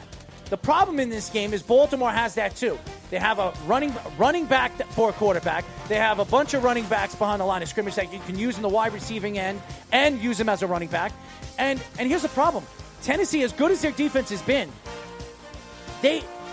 certain parts of the season this year, they've had problems against good running backs. And I think that Lamar Jackson will be able to control the line of scrimmage in this game. Being that they're home, it's going to be cold. It might be snowy in Baltimore. It'll be wet. I'm going to give the advantage to Lamar Jackson and the Baltimore Ravens. I think the game will be a lot closer than people think. But again, I don't trust the offense and Ryan Tannehill in a big game like this. As much as I like what Ryan Tannehill has done this year, I can't trust him in this big game, especially in Baltimore when the crowd is going to be loud, and I think it's going to be very slippery and very wet over there in Baltimore this weekend. So give me Baltimore in this game, and it's not even going to be because of Lamar Jackson. I think it's going to be Baltimore's running game. I think Baltimore's running game is going to be able to control the clock and control the game, and I think that's what's going to win the game for them. It's not going to be Lamar Jackson. So give me Baltimore in this game, 23-20. I agree. I think it's going to be very close. I think the Titans will definitely cover the spread. And the Titans' defense, with their speed at the linebacker position, with somebody like a Dory Jackson, who could be a quarterback spy as a fast corner, and with the outside rushers, they have a defense that definitely matches up well against what the Ravens like to do on offense. It's going to be running and defense both ways. I think it'll cancel out, in a sense, between Derrick Henry and Lamar Jackson. They'll do well at times, but the defense will do well at times. And Dean Pease being on that Titans staff will definitely help. The one issue with the Titans defense is they have had trouble with tight ends this year, especially bigger tight ends. Mark Andrews, they use a lot of two tight end formations. You got Mark Andrews, Nick Boyle, and Hayden Hurst, all guys that can be relied upon. I think that will end up being a difference in a very low-scoring game. The Titans receivers against the Ravens corners, I think, will kind of cancel. And you're right, I just don't know if Ryan Tannehill is going to do it again. I think there'll be rust both ways in the beginning. The Ravens with the bye, the Titans with the emotional drive after beating the Patriots. But I'll take the Ravens. I just trust them a little more in the second half with the coaching. I'll take the Ravens 20-14. Very low-scoring game. All right, 1 o'clock on Sunday, the Houston Texans taking on the Kansas City Chiefs. Mike, the Boston Celtics, we know. Go ahead. What are you going to say? Give us another stupid name, a stupid team. Well, they're AFC, so I was going to say Cowboys, but I got to think of an AFC team. Thank you, Mike, for your great analyzation. What is the game? Texans-Chiefs. This is going to be a fun game. I think this is going to be the best game of the weekend. And the reason why is... Think so? I absolutely believe it. I think Deshaun Watson is shown to... He's a big player quarterback, big game quarterback who can get out of any team. He can run the ball. He can throw the ball. He showed that he can make the winning pass and make the plays when he can in the open field. And as much as I didn't see much of a running game from the Texans last week, I think we're going to see more of a running game against Kansas City this week. Kansas City has had a problem stopping the run all season long. I think they're going to have problems against the Texans in this game, and I think that's why the game is going to be close. But Kansas City is not expected to win a championship this year, and that's why I think Kansas City has a very good chance to go all the way and win a Super Bowl. Mahomes looks good. Mahomes has looked good for the last 3 weeks. Their wide receiving, I mean, you know what they have on the other side of the ball. Kelsey, they have weapons all over the field. They can run the ball. They can do everything. And what scares me about Andy Reid is Andy Reid doesn't know how to win the big game. But in this particular game, him and O'Brien, I would bet on Andy Reid against O'Brien. And I just something tells me Kansas City can go all the way this year. And I just like their team. I like their pass rush. And don't count out that pass rush. And you know who their defensive coordinator is at that team. You know who that defensive coordinator is. He won in 2007 with the New York Giants, and he knows how to get out the quarterback. And that's why I think you're going to have a tremendous amount of problems in the open field. Give me Kansas City in the game, 27-20. I agree. I'm going to take the Chiefs. I think it will be close. I actually think the Chiefs, though, like you're saying, they have been bad against the run, but they have been improved as well, so I don't think it'll be as bad of a beatdown with the Texans' run game, whether it's Hyde or Duke Johnson, who did play well against the Bills. He was actually the best offensive player in the first half for Houston before they obviously came back. I think this will be a little lower scoring than the first meeting, which was 31-27. Both these defenses have grown, but I agree. I just trust the coaching more with the Chiefs. Spagnuolo is a very good defensive coordinator. You got corners that can blitz. Honey Badger can play anywhere and blitz. I think he's the best safety in the league and can do a lot of different things, and that's going to make it hard on a really bad Texans offensive line. Watson will extend plays at times, but that offensive line looked terrible against Buffalo. I don't expect it to get any better against this pass rush. It's come along nicely. And you're talking about run games. Damian Williams is starting to play better again. He played well in the playoffs for Kansas City last year, and the last 3 games of the year, he played well as well. The Texans, besides J.J. Watt, don't have much up front, and Merciless until the fourth quarter really struggled too. So I don't know how much I can trust it. Kansas City's offensive line's not bad either. So I just think that'll end up making a difference in this game. Receivers will kind of cancel. Corners will kind of cancel. I'll take the Chiefs. Close game. You're right. Watson is a big game quarterback. Mahomes has been that too. 24-20, I'll take the Chiefs. And last but not least, the Seattle Seahawks traveling to the frozen tundra to take on the Green Bay Packers. This game could go in different places. It could be a high-scoring game, it could be a low-scoring game, or it could be a complete blowout. But because it's in Green Bay, because Aaron Rodgers does as good as any quarterback does at home. When you look at Tom Brady's record at home in the playoffs, phenomenal. When you look at Aaron Rodgers' record at home in the playoffs, phenomenal. This is a guy that knows how to win at home. He's got a better record at home than he does away, and I think it benefits and bodes well for Aaron Rodgers in the game. And I think when you look at the game, like I said, it could go either way. I don't like Seattle in this game only not because of Russell Wilson, not because of their running game. I just don't think they have a big play wide receiver on this team. I don't want to hear about Lockett. I want to hear about any of the players that they have right now. This is not a big play team. They don't have a big player that can go out there and make the catch, make the play in the open field when the big time comes down and when the time comes and you need to make the play. I just don't think they have it. And the thing about when you look at the whole growth of the Green Bay Packers this year, they're a defensive team this year. They've transitioned their game to a defensive game. This is the best defense the Green Bay Packers have had, Aaron Rodgers has had, since the day he's come into the league. I have not seen a defense like this for them in a very long time. The best defense they had before that was 2007, and that was when Favre was still. Yes, and I think that Aaron Rodgers now has a defense, even though the wide receivers are young, and they still have Adams there, and I do think they have a better running game than Seattle does. I do believe that Aaron Rodgers is going to depend a lot on these young wide receivers. If they make the play in the open field, I believe the Green Bay Packers will blow out Seattle. If they can't make the play in the open field, they have problems in the middle of the field, which they had problems all season long in the second half, this is going to be a long day for the Green Bay Packers. But I think Green Bay is going to win this game. I think this is Green Bay's year. I really do. I think this is their year to go to the Super Bowl, and I'm very confident that they're going to go into Green Bay and they're going to have a loud crowd. It's going to bother Russell Wilson, his snap count. They're going to make mistakes. Aaron Rodgers is going to throw off the defense for Seattle in certain aspects of the game. He's done that many, many times to many, many good defensive teams. Give me Green Bay in this game. And I'm going to say this game's going to be close. 24-21. Green Bay wins the game on a field goal at the end of the game. I agree with you. I'm going to take Green Bay as well. It was unfortunate what happened for Seattle because I think the two biggest matchup advantages that they could have had in this game, they lost both the players that were best suited for that kind of role. The Packers have trouble with the inside run. The Packers have trouble against tight ends, but Will Dissly was lost for the year a long time ago. Jacob Hollister's been okay, but he's nothing special. And then they lost Chris Carson, obviously, just recently. Rashad Penny's still hurt. Marshawn Lynch is not an every down back anymore. He's going to have to play well if Seattle's going to have a chance because Pete Carroll says he's going to touch the ball more this week. I mean, he's going to have to because I think that's really the biggest matchup advantage that they have. Russell Wilson against an outside rushing defense. We'll see how well he extends plays, but usually outside rushing defenses, and the Packers have one of those, are better suited to containing running quarterbacks. Now, Russell Wilson has been phenomenal this year, so he will get his, and I disagree with you, or I think the receivers won't play well. I think they will. Just because Which one are you talking about? Seattle? Seattle has some bigger-bodied receivers that match up well with the Green Bay corners. But you're right about Lockett. That's going to be a tough one just because Jair Alexander has the speed to keep up with him, and so does Kevin King. I think that'll end up making a difference. But I think Metcalf plays well, and I think somebody like David Moore can play well. The problem is I think that's all they got. And you're right. I think somebody for Green Bay will break out of those secondary receivers, whether it's Lazard or Allison or Valdez-Scantling. Usually one of them does. So Aaron Jones is going to have a good game. I think Aaron Jones plays well. He's going to have a good game. I think he plays well as a pass-catching back as well.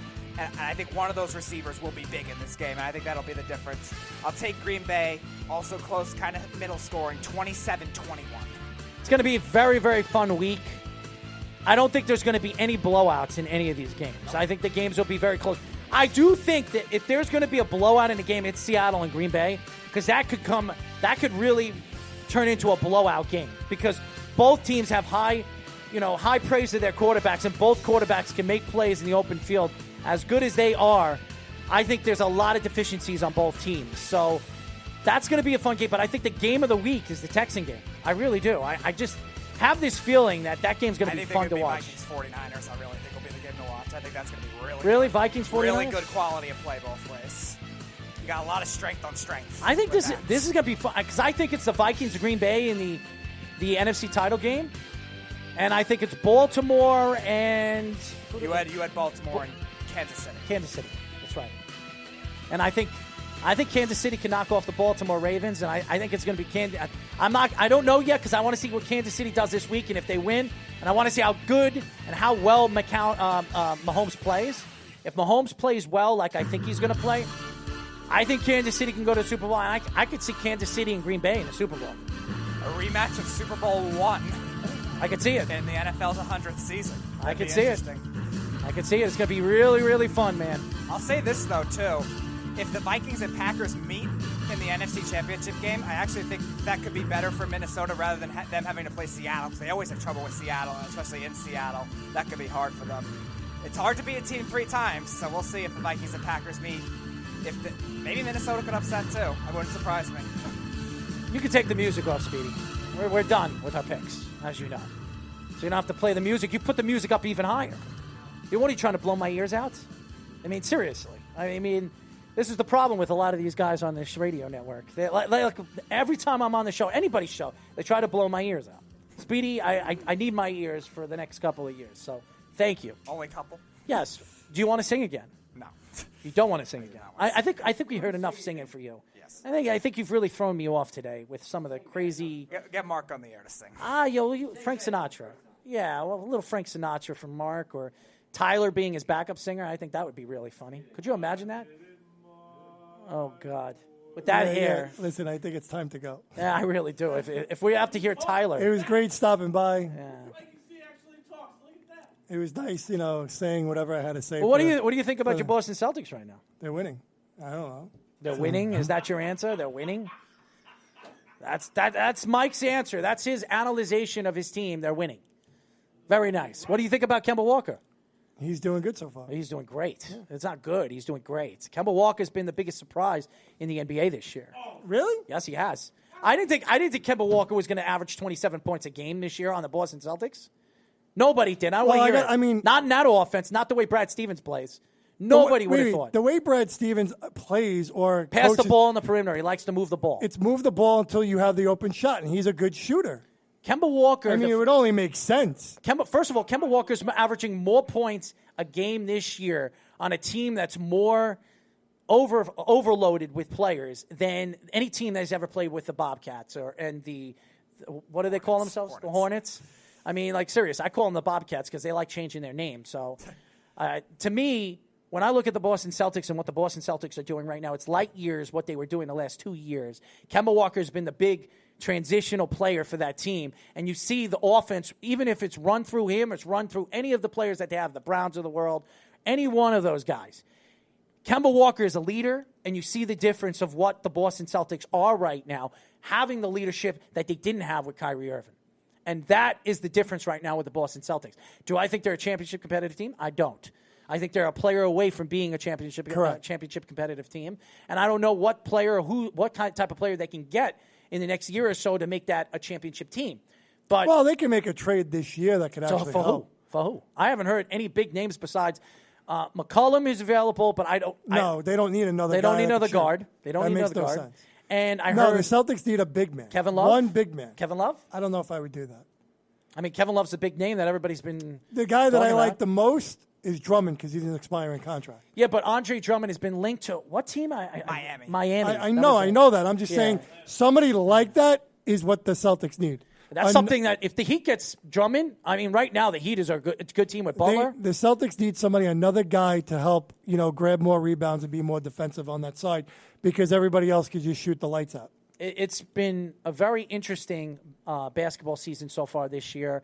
I mean, I told you it's very top-heavy. It's even more top-heavy this year than it ever has been, and that hurts the NBA and where the NBA is going, especially trying to find ways to get fans and new fans to watch the game. I think that's been a big problem for Adam Silver, and he's trying to figure that out right now, trying to figure out tournaments after the season. Some of the bad teams. I think Zion is coming back soon. Yeah, but I even with Zion, I don't really care. I'm not even gonna lie. if Zion comes back, I mean, he'll be back in the second half. John of the Moran season. has Rookie of the Year locked up. He does. Yeah. Right now, yes. That guy is unreal. He has it locked up. I don't know about that. He's unreal. He's averaging 17 points a game. I don't know how unreal is that. I mean, what happened? I'm sorry? Yeah, I mean, I understand it. When you're one player, you're gonna demand the ball and you're gonna shoot as many times as he does. I mean, you look at RJ Barrett. RJ Barrett is averaging 12 shots a game. He's averaging 12 shots a game. So for a guy that is supposed to be their quote unquote everybody number one option, he's not the number one option. He's averaging an average of 11 or 12 shots a game. This is your top 3 pick who's still averaging almost 14 points a game. So, yes, John Morant is he's the Rookie of the Year. Oh, he's got it locked up. I don't know about locked up because, again, he's averaging 17 points a game. There's another name you're forgetting, too, Tyler Hero. Yes. He's played very well. Tyler Hero is very nice. very good, But yes. right. Tyler, he's just a shooter. He's just shooting the daylights. Again, we don't know if John Morant's going to get hurt. We don't know. True. Anything. I mean, it's still a lot of time. There's now. a lot of time left, and I want to see But if it ended today, it's a lot. I want to see what the Knicks are going to do now that the season's now over, and I think the Knicks need to figure that out. Trade away these players right now, like the Randalls right now. Even though a lot of people say to keep Julius Randle, See, I wouldn't. I would trade him. I get a first-round draft pick for him. Marcus Morris, you can get Morris. a first-round, You can get a first-round draft pick. Randall, for him. I'd keep. I'd start building. You still need veteran presence from with your kids. You need that. You need RJ Barrett needs to touch the ball more. And this is the problem. Now I got right a question. Is that on RJ Barrett for not having confidence on maybe shooting more? Miller. I don't think Miller is preaching pass the ball, use the ball, and use the perimeter. He's trying to transition. He's trying to use the ball. There's the pick and roll. there's no one really on the team that can really shoot. I understand that, but that's what I'm saying from RJ Barrett's standpoint. But again, you're preaching pick and roll on top of the key. You're not going to shoot as much. And RJ Barrett, how's Kevin Knox doing? Kevin Knox is, again, being misused. He's been misused this year, and I think whoever they bring in the offseason, the Mark Jacksons of the world, the Jeff Van Gundy's, whoever they interview, which those are the big names that I've been hearing. You wanted Thibodeau, too. And Tom Thibodeau. That's the guy that I really want for the New York Knicks, but we'll see what happens. I don't know if Perry's going to be there next year. I don't know if Perry's going to be there. I don't know if any of those guys are going to be there next year. I do know R.J. Barrett will be there, and I do believe that R.J. Barrett is a good key piece that the Knicks have. Now they got to build on that. They got to build on R.J. Barrett. And this year they're going to have a chance because who knows where they draft. They could draft 5th, they could draft 4th, they could draft 3rd, 2, 1, 8, 7, 6, whatever they draft. They need to draft right because I think they made the right choice with the player that they had in hand at 3 with R.J. Barrett. He was the right pick. He was the right pick at the right time where they picked him. The question is, are they using him right in the offense right now? And I disagree. I don't like the way they're using him. When you're averaging in the last 7 games 11 shots a game, there's a problem there. You have a young player that you are building your organization, your team around, and you're not using him enough. That's a problem. That's a problem, and that's why I think the Knicks need to figure it out. And I think in the offseason, whoever they bring in, they have to structure their team around R.J. Barrett. And we'll see what happens in the offseason. I don't think it's Julius Randle. Marcus Morris shoots too much. Julius Randle shoots too much. You need to give it to the guy that you drafted. You need to give it to the guy that you expect to be your next superstar. John Morant, he's shooting 25, 27 shots a game because of the team he's on. R.J. Barrett's on just as bad a team as the Memphis Grizzlies. Why is he not shooting 26, 27 times? If he every time R.J. Barrett shoots 25, 27 times, he's averaging 24, 25 points. Why isn't he shooting? And that's the problem with the New York Knicks. And I think that's where the New York Knicks are going to settle. And this is why the Knicks need to look in the offseason for the right guy for the job. Mike thinks it's Mark Jackson. I think it could be. No, I didn't say I think. I said I think it should be. No, you think it should be Mark Jackson. Yeah. That's what I just said. You think it should be Mark Jackson. Should be Mark Jackson. That's what I said. He'll bring credibility back to the franchise. I beg to differ. I think you need to bring in a guy like Tom Thibodeau that preaches defense. That's going to make he's going to draw you accountable if you don't play defense. He's going to sit you out. You've seen this over and over again with Chicago. We've seen it over and over again with a bunch of teams. I think Tom Thibodeau is the guy for the job. He's a New York native. He's been a part of Jeff Van Gundy's team, and he was a part of the Knicks organization in the winning times that the Knicks were winning in the 90s.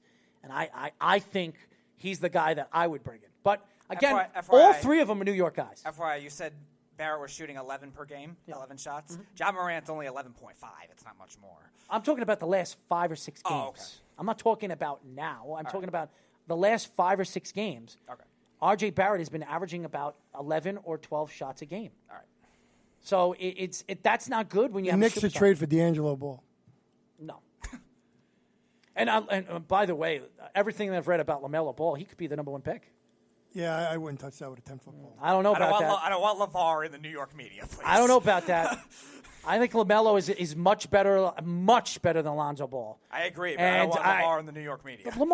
First of all, let's and we have to go, but I will say this. Have you heard a lot from him, the father, in the last couple of months? Yeah, not right now. You haven't. He's in New Orleans. That's fine. If he was still in the Lakers, you'd hear about it. I don't think so about that. I don't think so because there's no articles coming out. There's nothing coming out. Even when I watch their show on Facebook, there's really nothing that he is saying that's a little overboard. He was on every radio show when his son was. Well, that comment that he kind of made on ESPN to that woman kind of killed him of ever going on another radio station or live broadcast again. Well, and that's why I don't think you're going to – I don't think it matters if he came to New York. I don't think it matters if he went to L.A. or any big market team. I think there's just always a chance of him being I think LaMelo is going to be everything that people think he's going to be, and like I thought he was going to be when I watched him when he was a younger kid. I think he's going to be a superstar kid that could shoot. The guy could shoot anywhere on the court, and he does, and he's efficient everywhere he shoots.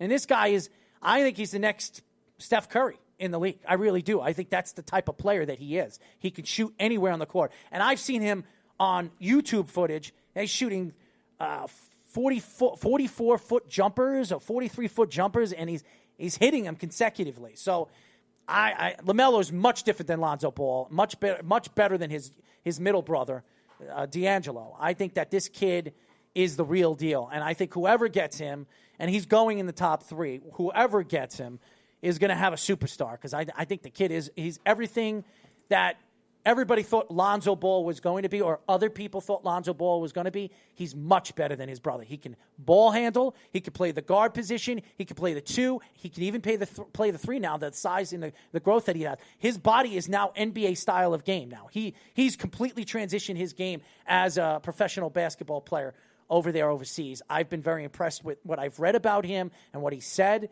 And I think that no matter where he goes, whoever he goes to, I think he's the best player in this coming draft. I absolutely believe that. So you could say whatever you want about his father, his brothers, or whatever, his mother who had a stroke or a heart attack.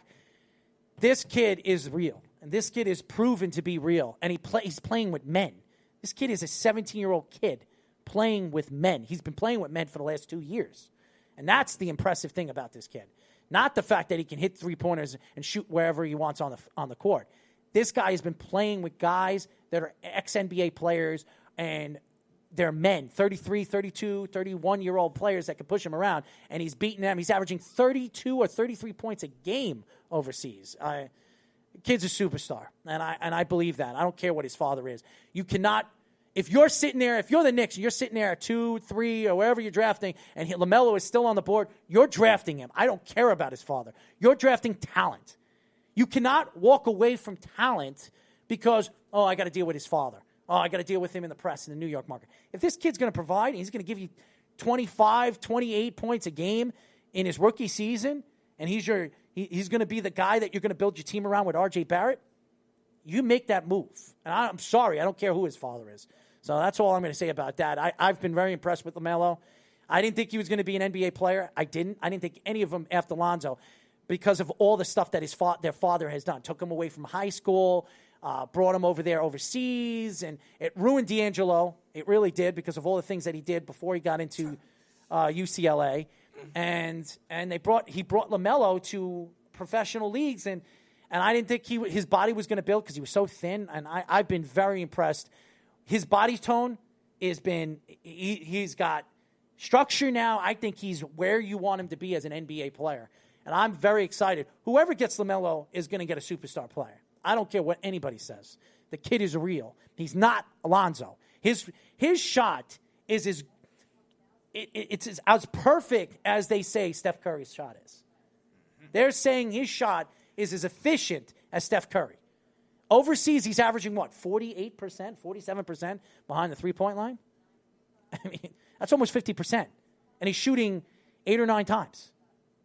So, I'm sorry. I like what I see with LaMelo, and I think he's going to be a top 3 pick. I've been very impressed. That's it for our show. Up next, the home stretch with Tyler Harrison and Speedy Petey. 631-300-4477 is the number to call. Remember, Below the Mic is every Thursday from 6 to 8 p.m.